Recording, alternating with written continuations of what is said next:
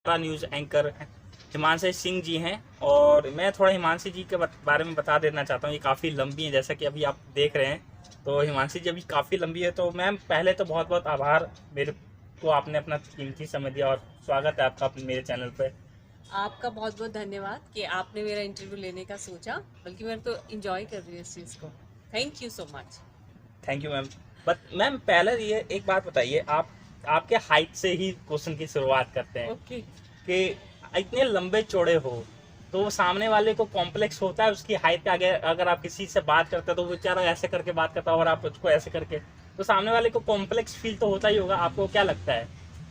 मुझे लगता है कि मेरे को जब तक मैंने मीडिया इंडस्ट्री ज्वाइन नहीं की थी, मैं दिल्ली नहीं आई थी पढ़ने के लिए, तब तक मुझे तो पता ही नहीं था कि लंबाई होना भी कोई खासियत है। हाँ, यहाँ आती थी तो मैं मिलती थी तो आप कहाँ से हैं? हरियाणा से। अच्छा, आपकी हाइट कितनी है? 5'6"। अच्छा, 5'6" है आपकी हाइट, आप हरियाणा से हैं।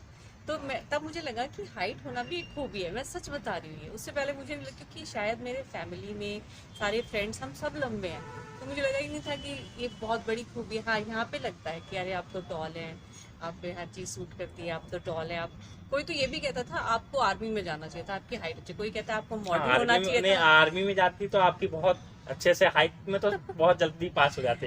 इवन किसी ने कहा कि आपको मॉडल होना चाहिए था। मैंने कहा नहीं, मुझे इसी फील्ड में आना था, मुझे एंकरिंग ही करनी थी, इसलिए मेरे को हाइट भी अच्छी है, तभी मैं एंकरिंग ही करूँगी।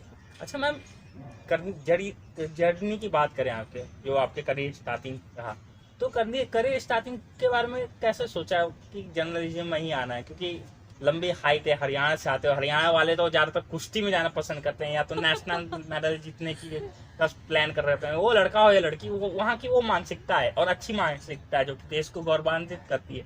पर आपने इस फील्ड में कैसे आने का सोचा? वैसे ना हरियाणा वाले आर्मी में जाने का ज़्यादा सोचते हैं, लेकिन मैं बताती हूँ, इसमें ना मेरे दादाजी का बहुत बड़ा रोल है। क्योंकि मेरे दादाजी वो थे जो, उन्होंने आपकी नींद भी खुल रही है किससे? रेडियो की न्यूज़ की आवाज़ से।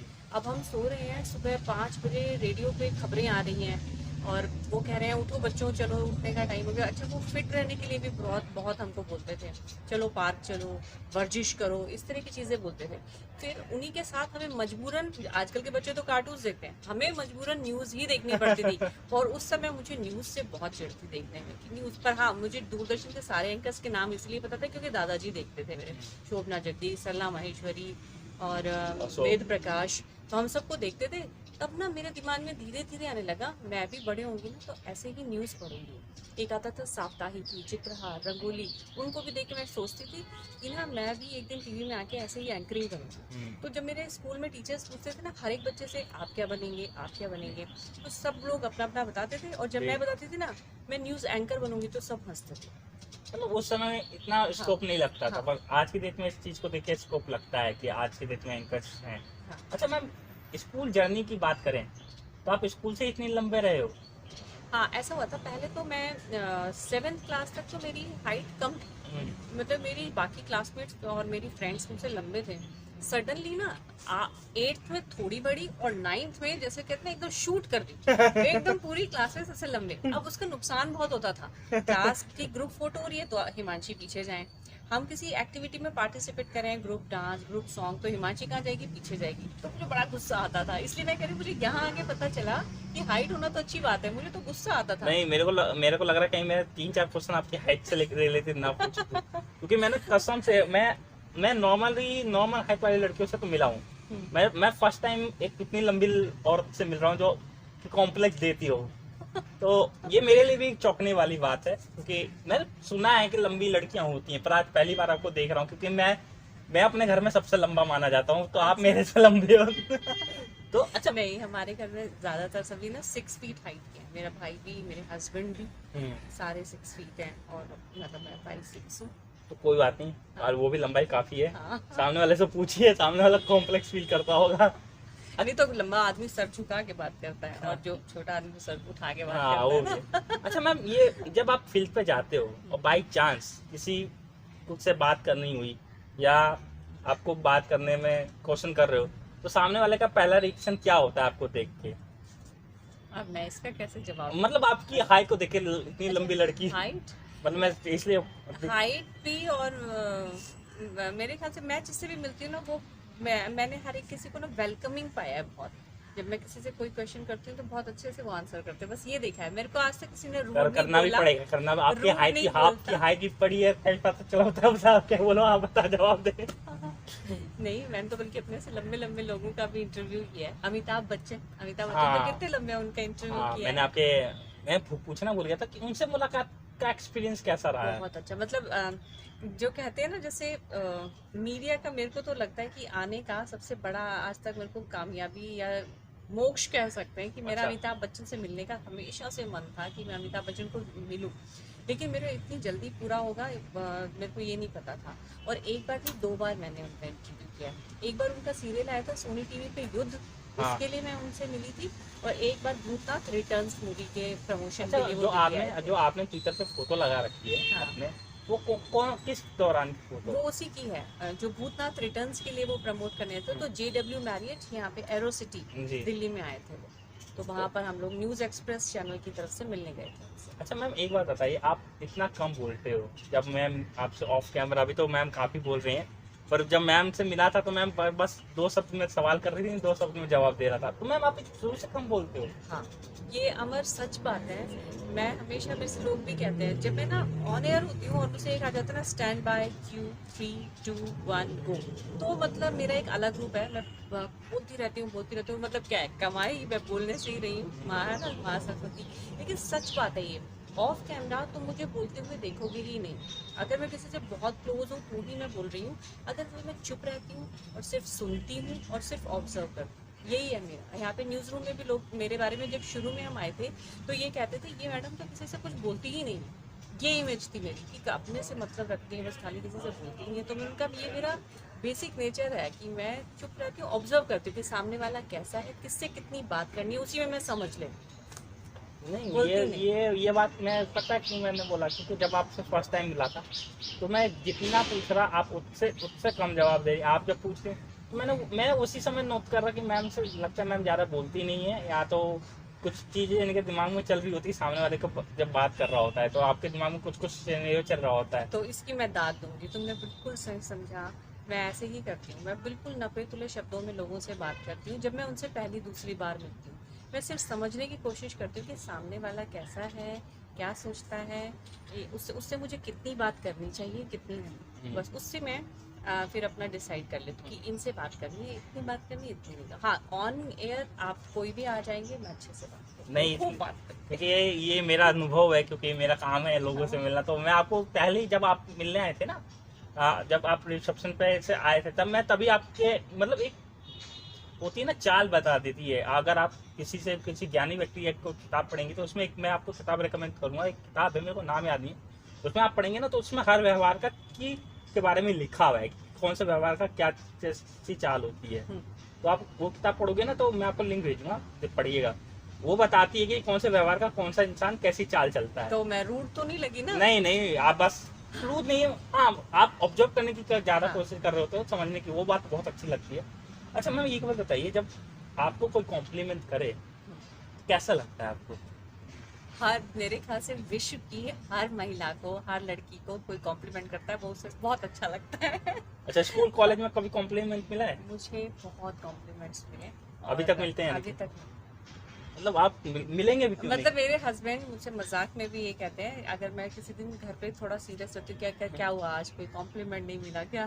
तो ये डेली मिलते हैं मुझे। नहीं, कॉम्प्लीमेंट मिलता भी इसलिए क्योंकि आप काफी यंग लग रहे हो, आप हमसे भी छोटे लग रहे हो। अरे वाह, तो कॉम्प्लीमेंट मैं आपसे छोटी हूँ। चलिए, नहीं, मेरे तो छोटे तो नहीं होंगे, पर लगते हो।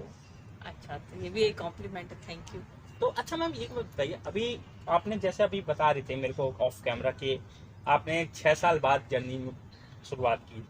तो 6 साल जर्नी में जो आपने चेंजेस देखे मीडिया फील्ड में, अगर आप 6 साल कंटिन्यूसली काम करते तो आज एक अलग नाम होता, क्योंकि आपके साथ के ही काम करने वाला एक अलग मुकाम पे। अलग मुकाम पे है। तो आपको 6 साल के बाद अब जो शुरुआत की, क्योंकि इसे अब जल्दी जल्दी तो अचीवमेंट हो नहीं पाएगी, पर क्या लगता है कि आप कितने टाइम में अपने को उस मुकाम पे पाती हैं जिस मुकाम पे आपके पुराने कलीग्स या आपके पुराने दोस्त हैं अभी?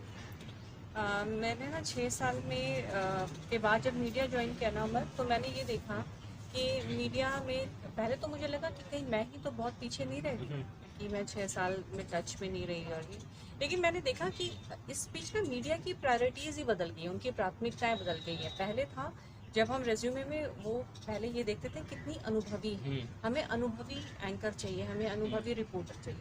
अब वो कहते हैं नहीं, हमें यंग चेहरा चाहिए जो कम सैलरी पे भी आ जाए और फ्रेश फेस हो, हमें अनुभव नहीं चाहिए। तो हम बोलते थे कि अनुभव तो मतलब अच्छी चीज़ है अगर है तो। एक्सपीरियंस हाँ, मस्ट बी। तो वो ये कह रहे हैं कि नहीं, इन लड़कियों को करते करते आ जाएगा, कोई नहीं, ऑन एयर गलतियां करेंगी, सीख जाएंगे, लेकिन अब हमें एक्सपीरियंस नहीं चाहिए। बिल्कुल क्लियर मुंह पर बोली हुई बातें हैं ये। तो फिर मैं समझ गई कि जो टाइम से रहा मीडिया में, कंटिन्यू रहा, वो मुकाम पे पहुंच गया। फिर मुझे अपनी राह बहुत मुश्किल लगी है और मुझे लगता है कि शायद अब मेरी भी प्राथमिकताएं बदल गई हैं।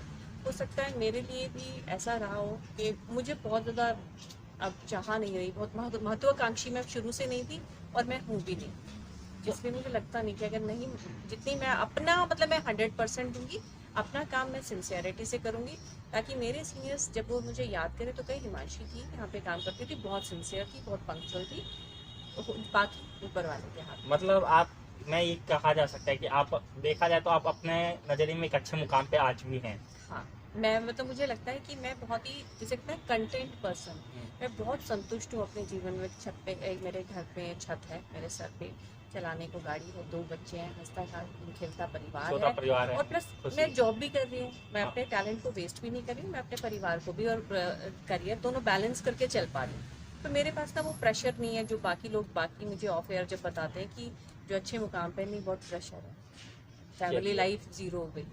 चलिए, ये अच्छी बात है कि आपके ऊपर प्रेशर नहीं, आप दोनों एंजॉय कर रही हैं। हाँ, मैं दोनों और फेज एंजॉय कर। अच्छा मैम, एक बात बताइए मेरे को, एक बात बहुत क्यूरियोसिटी जानने को है कि आज की डेट में जो मुद्दे चल रहे हैं, या जो ज्ञान व्यापी हो गया, क्या आप, क्योंकि आप एक एंकर हैं और इस चीज को बहुत करीबी से स्टडी कर रही होंगी कि आपको कभी भी फेस पे भेजा जा सकता है इस चीज को लेकर। जो ज्ञान व्यापी मुद्दा हो गया, या फिर अभी रामनवमी के ऊपर विवाद हुआ था पिछले साल, या अभी आपका यहाँ मथुरा में बनने की बात हो रही, कुछ जगहों पे मस्जिद है, उसके बारे में आपका क्या अपना पर्सनल स्टैंड, मैं चैनल का नहीं, मैं आपका अपना पर्सनल स्टैंड जानना चाह रहा हूँ। ठीक है, देखिए वैसे तो मैं इसी से शुरू करूंगी, लेकिन लाइन, क्योंकि मैं एक चैनल के साथ भी हूँ कि कोर्ट में मामला है, मैं कुछ नहीं कहती। हाँ। लेकिन फिर आप कह रहे हैं कि मेरे निजी विचार क्या है, तो मैं यही कहूंगी कि मैं इन पचड़ों में पढ़ना ही नहीं चाहती। मतलब क्योंकि आप अपनी हाँ, खुश, सच में मतलब मुझे कोई फर्क नहीं पड़ता, वो अगर वो वहाँ पे हिंदू सनातनी धर्म से जुड़ी हुई चीज़ें मिल रही हैं तो भी ठीक है, अगर मुस्लिम कहते हैं मतलब वहाँ पर फव्वारा ही है तो भी ठीक है, मतलब वो नहीं होता है कि क्योंकि मेरे आसपास जितने भी मेरे मित्र हैं, चाहे वो किसी भी धर्म से हो, हम लोग, मुझे याद है, अगर वो रोज़े रखते हैं तो हम उनका आदर कर रहे हैं, वो हमारे घर सेवैयाँ लेके आ रहे हैं, हम लोग दिवाली पे उनके यहाँ पे दिए वो जलाने में हेल्प कर रहे हैं, वो हमारे यहाँ उनके घर मिठाई लेके जा रहे हैं। मुझे तो कहीं कोई गड़बड़ दिखती नहीं। मुझे लगता है कि सोशल मीडिया ने बहुत ज़्यादा इन चीज़ों को बढ़ावा बना दिया। इसलिए आप कभी भी मेरे अगर फेसबुक प्रोफाइल, ट्विटर, इन सब पे जाएंगे ना, आपको बहुत पॉजिटिव, सकारात्मक, खुशियों वाले पोस्ट मिलेंगे। एक ही धार्मिक या राजनीति से जुड़ी कोई पोस्ट ही नहीं मिलेगी। अच्छा हाँ, आपने अच्छा याद दिलाया। हाँ, अच्छा आपने अच्छा याद दिलाया फेसबुक के आपके पोस्ट से। एक बात बताइए, फेसबुक के आपके पोस्ट पे कोई ना कोई ऐसा कमेंट मिल ही जाता है कि लंबी लड़की अपनी हर दिन अपनी लंबाई का बखान करती है। मैं नहीं, हाँ, मैंने आपके करीबन 2019 के कुछ पोस्ट को खंगाला रिसर्च के दौरान। अच्छा, इतना पुराना? हाँ, तो उसमें करीबन 12 पोस्ट में मैंने एक ही लाइन बंदे की एक ही लाइन देखी कि ये लड़की लंबाई होने का सही फायदा उठा रही है। अच्छा, हम छोटे लड़कों को कॉम्प्लेक्स देती है। अच्छा, ये तो मेरे को बिल्कुल याद नहीं, बल्कि ये मेरे लिए इन्फॉर्मेशन है, न्यूज़ है जो आपसे मैं सुन रही हूँ कि किसी ने ऐसा लिखा है। कौन सी पोस्ट पे होगा मुझे ध्यान नहीं, अगर लिखा होगा तो ठीक है, वो उसमें कम से कम इतना है कि वो लिख भी पा रहे हैं इस चीज को, अच्छी बात है। अच्छा एक बात बताइए, आपको कभी घर पे अगर आप कोई काम कर रही हैं किचन में या कहीं कुछ, तो आपने कभी अपने घर में मजाक कभी बहाना बनाया कि यार ये ऊंचाई है उतार दो, तो आपके घर में आप लोग के हस्बैंड या आपके भाई ने कहा हो उल्टा होता है कि तुम खुद उतार लो, तुम लंबी हो? उल्टा है, हाँ वही तो कह रही हूँ, हमारे घर में उल्टा है कि चाहे वो ऊपर सूटकेस रखनी हो या कुछ हो, मैं अपना एक हाथ से ऐसे लटक के दूसरे से रख देती हूँ। तो मैं कहती हूँ लो, बाकी मेरी फ्रेंड्स जो है वो अपना ऐसे ही थोड़ा सा नाज नखरा तो करती हैं कि सुनो जी हमारे हाथ नहीं आ रहा, रख दो। यहाँ पे तो मैं खुद ही नहीं चढ़ के रख देती हूँ, मतलब आप तो अपनी लंबाई का पूरा पूरा फायदा। ये तो अच्छी बात है कि लंबाई का पूरा फायदा वो उठा रही है। अच्छा एक बात बताइए, पेट्रोल के दाम घट गए कल रात को, बहुत खुशी की बात है। तो क्या लगता है कितनी खुशी हुई आपको? 9.5 पेट्रोल के दाम घटे, 7 डीजल के घटे, कितनी खुशी हुई? क्योंकि आप कार से आती हैं तो कार वाले तो ज्यादा रोते हैं क्योंकि उनकी गाड़ी तो ज्यादा चलती है। मैं नहीं खुश हुई, मेरे हस्बैंड खुश हुए क्योंकि पेट्रोल का पैसा वही दे रहे हैं। वो बोले कि अब तुम जाओ आराम से। हाँ, अब तो जाओ मतलब जो भी जेब पे अगर फायदा हुआ है किसी की जेब को, तो वो मेरे हस्बैंड की जेब को फायदा हुआ है। मतलब क्योंकि ये पहले से तय था, मैं जॉब करूंगी लेकिन पेट्रोल के पैसे आप देंगे। अच्छा, पेट्रोल के पैसे आप देंगे। अच्छा, ये तो मतलब हर जगह कल खुशी का लहर दौड़ी है। हाँ। तो मैम एक बात बताइए कि आप ग्रेटर नोएडा से यहाँ आना कंटिन्यूसली डे बाय डे कितना टाइम लग जाता है आपको यहाँ तक आने में? हाँ, ये भी अच्छा हुआ तुमने ये क्वेश्चन पूछा। मैं बताना चाहती हूँ क्योंकि ना मेरे फ्रेंड्स ना जब भी ग्रेटर नोएडा जाने की बात होती है तो हमेशा उनको लगता है कि ग्रेटर नोएडा इतनी दूर से आती है आप, क्योंकि है दूर है। दूर है, तभी तो हमने मना किया। हाँ, 35 किलोमीटर एक साइड का है, तो मतलब मैं बताइए। डेली 70 किलोमीटर ड्राइव करती हूँ। बताइए। और अगर उसमें भी जनरल शिफ्ट अगर है तो आपको पीक आवर्स में जैम मिलेगा ही मिलेगा। लेकिन मैं सच बता रही हूँ, अमर मेरे को कैसे वो इतनी आदत हो रखी है। न्यूज़ एक्सप्रेस के टाइम से ही मैं आती थी ग्रेटर नोएडा से नोएडा आना, मुझे ऐसा लगता है जैसे 15-20 मिनट का रास्ता तय करना, क्योंकि मेरी एक कमजोरी है अच्छा म्यूजिक। मैं अपनी कार में बहुत पुरानी गजलें और पुराने गाने, हालांकि मेरे को कहते हैं लोग मैडम इतने पुराने गाने क्यों सुनती है, इतने रोंदू गाने क्यों सुनती है, क्योंकि आप स्टाइलिश सैड लाइफ है। आप स्टाइलिश करते हो, पुराने गाने सुनोगे तो कोई भी पूछेगा। नहीं, ऐसा नहीं है। मैं पुराना जो म्यूजिक है ना मेरे को बहुत सूदिंग लगता है, बड़ा स्ट्रेस फ्री और मेडिटेशन टाइप लगता है। मैं अपना गाना अपना मनपसंद गाड़ी में लगाती हूँ और मुझे पता नहीं चलता कि कब मेरा ऑफिस आ गया, ये सच है। और ऐसे जाते वक्त भी ना किसी को लगता है अब मुझे ड्राइव करना पड़ेगा, नहीं, मुझे लगता है अब मैं थक गई हूँ ऑफिस में जितना भी, अब मैं गाड़ी में म्यूजिक चलाऊंगी, एसी ऑन करूंगी और मैं आराम से ना उसमें खोती चली जाती। इसलिए मेरे को बिल्कुल भी तकलीफ नहीं होती ग्रेटर नोएडा से नोएडा आने में। अच्छा एक बात बताइए। हाँ। ये सवाल थोड़ा ट्रिकी है। अच्छा। कि जो लड़कियां होती हैं वो अक्सर स्कूटी चलाते समय ब्रेक मारने के वक्त पाँव बाहर निकाल लेती हैं। अच्छा ये भी पूछा, क्योंकि स्कूल में मैं स्कूटी से ही जाती थी, लेकिन आप तो आराम से रोक लेती होंगी आपको। हाँ, मैं तो नहीं, पैर से तब भी नहीं रोकती थी। मैं पैर से रोकने वाली में से नहीं हूँ। मैं मेरी मम्मी को पीछे बिठा के भी चलाती थी, लेकिन मैं अपना उसमें जब जैम होता है या रेड लाइट होती थी तो उसमें भी ना बिल्कुल फर्स्ट गियर पे भी पैर ऊपर रख के में गियर कहाँ होता है? अरे यहाँ से तो लगता है स्कूटी में। हाँ, वो स्कूटी चला रहे हो तो चला रहे। बजाज। अच्छा, स्कूटर कहिए ना। ठीक है, तो मतलब उसमें फर्स्ट गियर में भी पैर नहीं टिकाने पड़ते थे मुझे जमीन पे, मतलब मुझे बैलेंस करना आता था। जब बिल्कुल रुक जाती थी तभी मेरे पैर नीचे होते थे, तो मैं नहीं उसमें पैरों में से ब्रेक लगाने वाला में से। अच्छा, जो लड़कियां लगाती हैं उनको आप क्या कहना चाहेंगे? अच्छा है, लगाए ना, कितने सारे मीम्स बन रहे हैं, एटलीस्ट मीमर्स को भी काम मिल रहा है। मेरे को एक बात समझ नहीं आती, उन लड़कियों को अगर कार दे दी जाए, कार में तो 3 ही होते हैं, क्लच ब्रेक और एक्सीलेटर, और तीनों साइड में होते हैं। उसको तो सही में पता नहीं होता कि ब्रेक कहाँ है और क्लच कहाँ है। और ब्रेक लगाने के वक्त मुझे लगता है कि लड़कियां दरवाजा ना खोल के पाँव ना नीचे कर देगी ब्रेक लगाने जा रही है। हाँ, ये नहीं कि पता नहीं कैसे करेंगे। एक्चुअली मेरा 3 हफ्ते पहले एक एक्सीडेंट हुआ था, वो कार में ही लड़की के कारण हुआ था। तो क्या वो उतर गई थी कार से ब्रेक लगाने के लिए? ब्रेक ही नहीं लगाया था उसने। रेड लाइट पे मैं आगे खड़ा था, सबसे फ्रंट में मैं ही खड़ा था, जैसे रेड लाइट पे तो मैंने रोक दी अपनी साइकिल, और वो लड़की पता नहीं क्या ही धुन में थी, उसने ब्रेक लगाया ही नहीं, उसने क्लच दबाया था सिर्फ, और क्लच दबाने से गाड़ी हल्की सी स्लो होती, रुकती तो है नहीं। वो आके एकदम से धक्का दिया उसने, वो तो रुका था कि बस वाले ने गाड़ी रोक दी उधर से आते टाइम। हाँ, मैं ठीक था, बस आगे खिसक गई थी गाड़ी। वन तो किया सुनाऊं, मैं अगर आदमी होता तो सुनाता, पीछे देखा मैंने, अरे छोड़ो यार क्या बोलना। वैसे भी लखनऊ वाला कान देख के मेरी हालत और खराब है लड़कों की। हाँ, तो मैं एक बात बताइए कि अभी 6 साल की जर्नी के बाद अभी आपका नेक्स्ट स्टॉपेज क्या होने वाला है? मतलब क्या सोचती हैं कि अगर आपको और अच्छा करना है तो कैसे करने का सोचती हैं? वैसे तो अभी हमारे यहाँ पे कई मतलब काम चल रहे हैं इस तरह के, लेकिन या तो मतलब बदलाव की बात कर रहे हैं। जी तो उसमें ना मैं अब ये चाहती हूँ कि जो मैं रिपोर्टिंग भी करूँ, जैसे मैं पहले न्यूज़ एक्सप्रेस में एंकरिंग के साथ साथ रिपोर्टिंग भी करती थी, तो उसमें वोट यात्रा एक प्रोग्राम चलता था, जिसमें जितने भी बड़े लीडर्स हैं उनकी सुबह से ब्रेकफास्ट टेबल से लेकर शाम तक का कैंपेन कवर कर रहे हैं, लोकसभा इलेक्शंस। जी। तो ना मैं ये चाहती हूँ अगले जब लोकसभा इलेक्शंस हों तो उससे पहले मैं कहीं ऐसी जगह हूँ जहाँ मैं इलेक्शन कवरेज कर सकूँ, क्योंकि ना मेरे को politics- 2024 के हाँ, इलेक्शन 24 इलेक्शन ये मेरे को खुद बहुत पसंद है, जैसे पॉलिटिकल कवरेज करना, पॉलिटिकल इंटरव्यूज करना, ये शोज करना पॉलिटिकल। तो बीच में अगर बात की जाए पॉलिटिकल मेरी फेवरेट है, तो मैं अभी भी उसी के बारे में सोचती हूँ कि 2024 आने में 2 साल है, 2 साल में 2 मैं साल कोशिश बहुत- करूँगी, बहुत ज़्यादा मैं पूरी बहुत कोशिश कम है। करूँगी। 2 साल वैसे देखा जाएगा अगर आप जॉब चेंज करने के बारे में बात करते हैं। हम्म, अच्छा, जब आपने कमबैक किया था हम्म। तो आपके कलीग्स और पुराने जो कलीग्स थे उनका क्या रिएक्शन था आपको देखे? नहीं, वो ना मुझे जब मैं घर पे भी रहती थी तो मैं अपने फ्रेंड से टच में थी। अच्छा, मैं उन लोगों में से नहीं हूँ जैसे मीडिया में है, तो सिर्फ वो बहुत ही प्रोफेशनल फ्रेंडशिप है।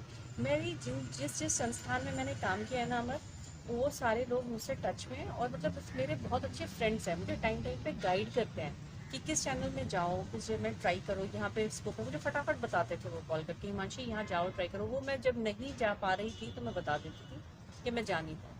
लेकिन कहीं कोई इस तरह, मीडिया में आपको पता है हर तरह के लोग भी हैं, कुछ पॉजिटिव हैं, कुछ नेगेटिव। नेगेटिव ज्यादा अगर है। कोई इस तरह के हेड हैं जो नेगेटिव हैं, तो मतलब वो मेरे इतने वेल विशर्स हैं, मेरे जहाँ जहाँ मैंने काम किया है और मेरे कोलीग्स, कि वो मुझे फ़ोन करके ये भी कह देते थे कि नहीं वहाँ नहीं जाएंगी आप, वहाँ पे जाना आपके लिए ठीक नहीं है।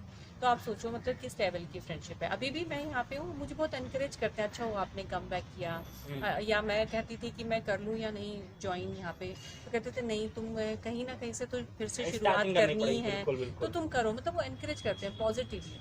तो जितने भी मेरे फ्रेंड्स हैं ना जो अच्छे मकाम पे भी हैं, तो वो मुझसे अभी भी टच में और मुझे अच्छी बातें बताते हैं वो, और गाइड करते हैं कि कैसे कैसे तुम जा सकती हो। हाँ, वो अलग है कि वहाँ जाके कभी बात नहीं बनी, वो मेरा अलग है। वो लक नहीं, मतलब वो होता है, जो भी है बहुत मीडिया सारी की अलग चीजें, बहुत सच्चाई सारी है, चीजें, हाँ। बहुत लेकिन सारी। जो मेरी कहीं पे भी ना प्रोफेशनल टर्म्स नहीं है जिससे अच्छी फ्रेंडशिप है। मतलब वक्त के साथ साथ बात होते होते मेरी बात होती है, मतलब वो मेरे बच्चों को भी जानते हैं बाय नेम। और अगर फेसबुक कमेंट्स में मेरे फ्रेंड्स का आपको अलग से दिख जाएगा कि अच्छा ये नहीं, फ्रेंड है। आपका तो फेसबुक पे देखा कि आप हर किसी को रिप्लाई देते हो, हाँ, वो चाहे कोई भी हो। तो मैंने तो सिर्फ आपको लिखा था कि मैंने फेसबुक पे मैसेज पे आपको लिख कर रखा था कि इंटरव्यू चाहिए। जब आपने नहीं देखा ना, तो मैंने पता क्या सोचा, मेरे बहुत सारे मीडिया फ्रेंड्स हैं फेसबुक पे। मैं थोड़ा हिचक रहा था कि मैंने बोला बोलूँ कि ना बोलूँ। मैंने बोला जो होगा देखा जाएगा, मैंने लिख दिया आपको कि मेरे को आपका इंटरव्यू चाहिए। सही लिखा आपने। अगर नहीं लिखते ना तो फिर मुझे पता नहीं चलता है ऐसे कि आप कोई इंटरव्यू प्लान करना चाहते हैं, क्योंकि ना रैंडमली तो कमेंट्स बहुत सारे होते हैं ना, तो हर एक को मैं फिर सोच भी नहीं पाती, फिर मैं कलेक्टिवली एक थैंक यू लिख के छोड़ देती हूँ। अगर आप इंटरव्यू की बात नहीं लिखते तो शायद ना हो। नहीं, मैं 2-4 बार मैंने इसी चक्कर में मैं कमेंट कर रहा था कि मैं सोच रहा था, पर मैं कमेंट को वो लिखने के बाद मैं फिर डिलीट करके कुछ और लिख दे रहा था बार बार। अच्छा। तो इसी मैंने फिर बोला कि जो होगा देखा जाएगा, क्या होगा, या तो हाँ होगी या ना होगी, या तो दूसरे लोग बोलेंगे यार तुम क्यों अप्रोच कर रहे हो, यही होगा। मैंने बोला चलो ये मेरा स्टैंड होगा, जो होगा देखा जाएगा, भगवान के भरोसे। मैंने लिख के छोड़ दिया, मुझे उम्मीद भी नहीं थी कि रिप्लाई आएगा आपका। अच्छा, क्योंकि नहीं, ऐसे क्यों? कई बार होता है कि आप एक फोटो डाल रहे हैं, एक 300-400 लाइक, 200-300 कमेंट, तो रह जाता है इसमें। तो मैम बहुत बहुत शुक्रिया आपका, आपने अपना कीमती समय दिया। नहीं, और मैं तुम्हें तुम्हारे जज्बे को सलाम करती हूँ कि कितना अच्छी सोच है तुम्हारी, और आइडिया बहुत अच्छा है। क्योंकि मुझे भी लगता है, जब मैं एंकर नहीं थी मैं भी जानना चाहती थी कि टीवी पे जो एंकर्स होते हैं उनकी लाइफ कैसी होती है, वो कैसे आए, वो कैसे अपने जीवन में बैलेंस करते हैं। तो मेरे ख्याल से लोग बहुत क्यूरियस होते हैं कि ना एंकर्स की लाइफ क्या होगी। अब बहुत अच्छा आइडिया आपने अप्रोच किया कि इस विषय को लेके ही मैं अपना यूट्यूब चैनल स्टार्ट करूँगा। और मेरी बहुत बहुत शुभकामनाएं अमर आपके साथ, कि आप जीवन में ना बहुत अच्छा करें, और आपकी जो भी भगवान से इच्छा हो वो सारी इच्छाएं वो आपकी पूरी करें। दिल से मेरे लिए आपके लिए दुआ है। बहुत बहुत शुक्रिया मैम, मैं आपका आभार मानता हूँ इस चीज़ के लिए। तो और क्योंकि मैं को अब आपसे ना बहुत पॉजिटिविटी फील हुई, जैसे होता है ना पहले वही जो मैं पहले ऑब्जर्व करती हूँ, सुनती हूँ। हाँ, वो मैं पहले समझ गया था। हाँ, तो मुझे ना जैसे आज जो इंटरव्यू है ना उसमें एक बहुत अच्छा जुड़ाव महसूस हुआ, और मेरे को इंटरव्यू देते वक्त भी बहुत अच्छा देखिए, लगा। बात करते करते कब 24 मिनट हो गए पता भी नहीं चला हमें, सच में नहीं पता चला, वाकई नहीं पता चला। क्योंकि क्वेश्चन ऐसे नहीं थे। और तुमने मुझे बहुत हंसाया। ये तो मेरे लिए कॉम्प्लीमेंट हुआ, क्योंकि मेरे को काफी लोग बोलते हैं तू रूड बिहेव करता है बहुत टाइम, रूड बिहेव करता है, तो ये तो नहीं मेरी नहीं, बिल्कुल भी रूड नहीं हो आप तो बहुत मस्त हो। अच्छा, आप तो मैं तो मेरे कई फ्रेंड्स का भी इंटरव्यू किया, मैंने देखा जब मैं कंचन शर्मा नहीं, सॉरी कंचन ने की, नहीं, पहले डोगरा थी वो, पीछे हाँ। उसमें मेरे साथ थी, वो भी मेरी बहुत अच्छी मिली। कंचन ने की, और किसका आपके फ्रेंड था? और बस उन्हीं का देखा मैंने, तो उनको हंसते हुए देखा ना, मुझे याद आया कि मुझे लगता है सारे हंसने वाले फ्रेंड्स का इंटरव्यू करते हैं अमर। नहीं नहीं, हंसने वाले फ्रेंड का नहीं, मतलब वो बात ही ऐसी थी कि क्योंकि हाँ। वो मैं हम सीरियस देखते थे, और मैं जब मिला था तो काफी सीरियस होकर बात मिली थी। अच्छा, क्या काम है, कैसे, मुझे मैं डर गया था, मैंने बोला ये क्या है। और उनकी रील्स भी आप देखें तो हाँ, उनकी फनी वाली जॉली रील, है। हाँ। तो मैंने बोला ये रील्स पे ऐसे हैं, तो मैंने क्वेश्चन कर दिया कि उसी से कि आप रील्स पे हैं, हंसती हुई दिखती हैं, और यहाँ आप सीरियस हैं, तो कह रही कि तो बताओ क्या यहाँ टिकटॉक बनाओ, उसी बात को लेकर हंस रही। हाँ, तो वो मेरे को बहुत अच्छा लगा। मैं कोशिश यही करता हूँ कि पॉजिटिविटी रखूँ अपने आसपास, नेगेटिव चीज तो दुनिया फैला रही है, अपने आप आसपास पॉजिटिव रखूँ। हाँ, बहुत अच्छी सोच है। तो मैम बहुत बहुत शुक्रिया आपका कि आपने अपना कीमती समय दिया। नहीं, ऐसा कुछ नहीं है, मेरे पास समय है, और बल्कि आप इतनी दूर से चल के आए और आपको गर्मी नहीं लगती, लेकिन मैं सच बता रही हूँ इस टाइम गर्मी रिकॉर्ड तोड़ रही है, और आप उस वाली गर्मी में आए, आपका बहुत बहुत धन्यवाद। ऐसे अगर एक दूसरे का हाँ, धन्यवाद करते बहुत हैं, सारा धन्यवाद हो बहुत जाएगा। सारा धन्यवाद हो जाएगा। मुझे लग रहा है कि 24 का 54 ना हो जाए। ठीक है।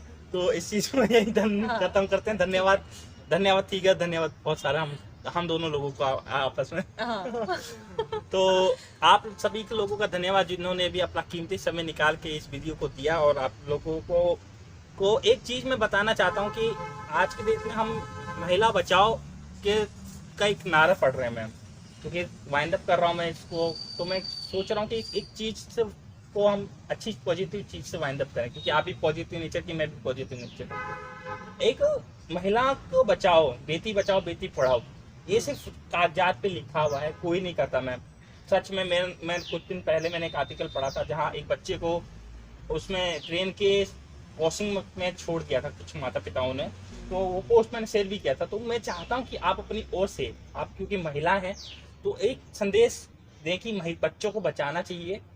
सिर्फ छोटे बच्चों को ऐसे फेंकना नहीं चाहिए, क्योंकि वो भी अपना खून होते हैं मैम, उन्हें देख के दर्द फील होता है, वो किसी का भी बच्चा हो, अपना हो या पराया। तो मैं चाहता हूँ कि आप अपनी ओर से ऑडियंस को एक छोटा सा संदेश दें, जो भी आप देना चाहें। ठीक है, एक तो सबसे पहले मैं इसमें भी एक पॉजिटिव पहलू बताती हूँ अमर आपको, कि मैं हरियाणा से हूँ। जब वहाँ पे बेटा पैदा होता है तो एक कुआं पूजन की रस्म की जाती है, और बेटी होती है तो नहीं होता था।